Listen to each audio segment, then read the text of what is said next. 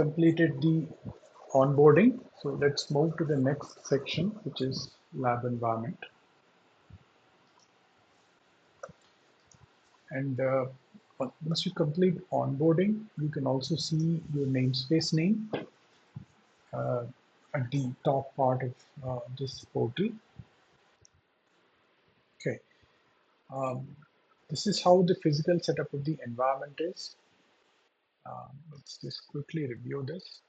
So the participant is using a workstation, and from through the internet, we are essentially accessing the environment, the namespace, and the cluster that's available on GCP. So, and we are going to use uh, a Cloud Shell that's available on GCP console to run a sequence of commands to the CLI.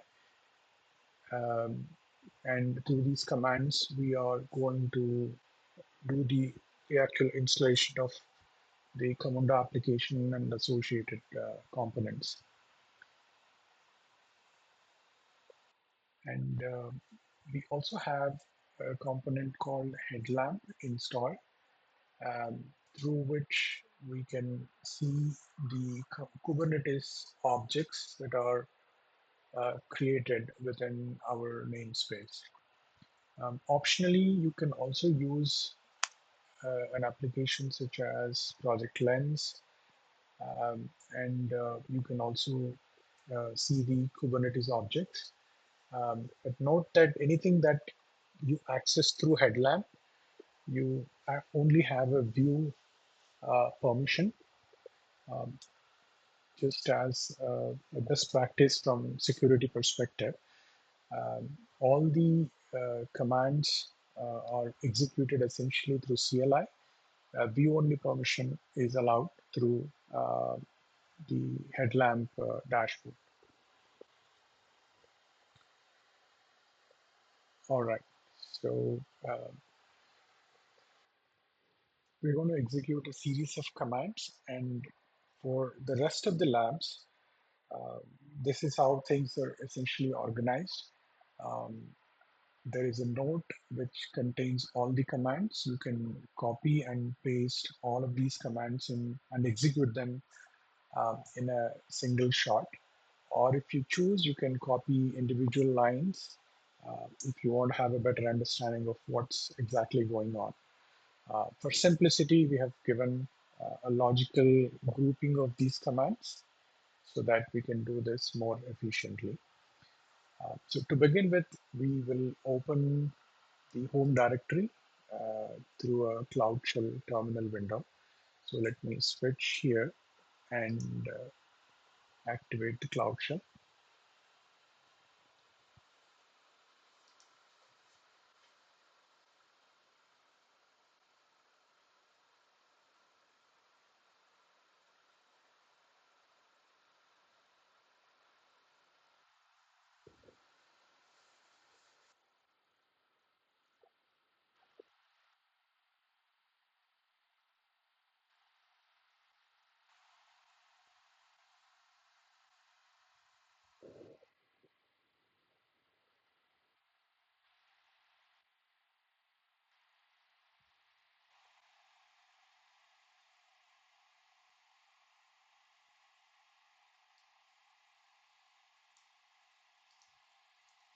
Okay, now the Cloud Shell is active. So let me copy a set of commands and I'm going to run all of them. Okay, what's happening at this step is in our home directory, we are downloading all the scripts that are necessary to run the rest of the labs.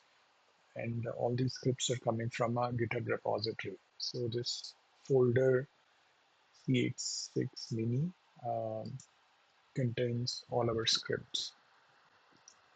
And we've also set the kube config, which is pointing to our GCP project in this region, and this is the name of the cluster that we're going to interact with.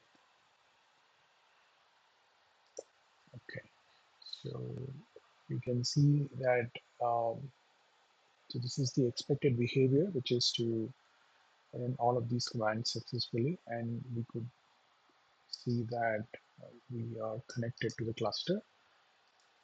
So let's move to the next step.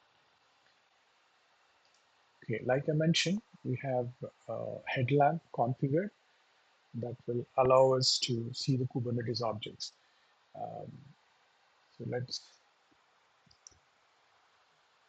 run this step, uh, and we will sign into the Kubernetes dashboard.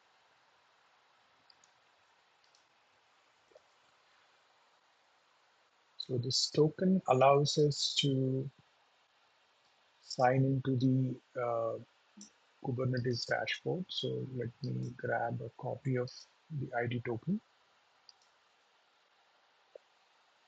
Okay, so this is the dashboard for headlamp, and this is asking for an ID token. So the token that I just generated, we're going to use that to authenticate ourselves. Okay, so once you sign in, you will see a message, you don't have any permissions to view the resource, which is the expected behavior. So we're going to follow these steps and add our namespace so that we can specifically focus on the one namespace that is of interest for us. And for simplicity, you can copy the namespace and let's follow these steps.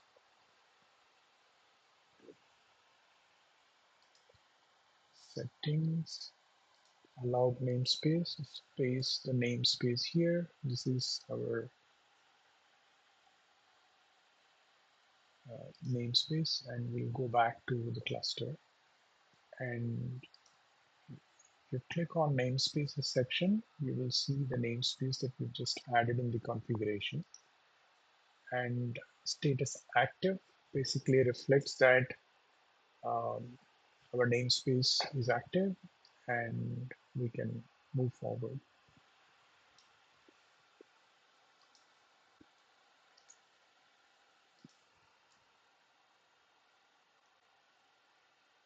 Okay, so this is the step that we've just completed, and we can also see the namespace active.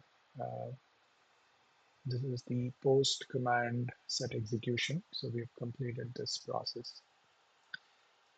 And lastly, we can also see the logs.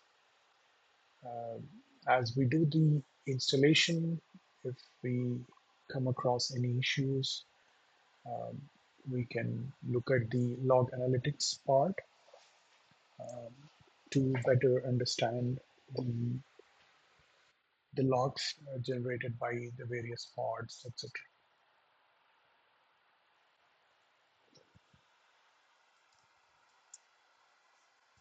So this completes the lab environment setup.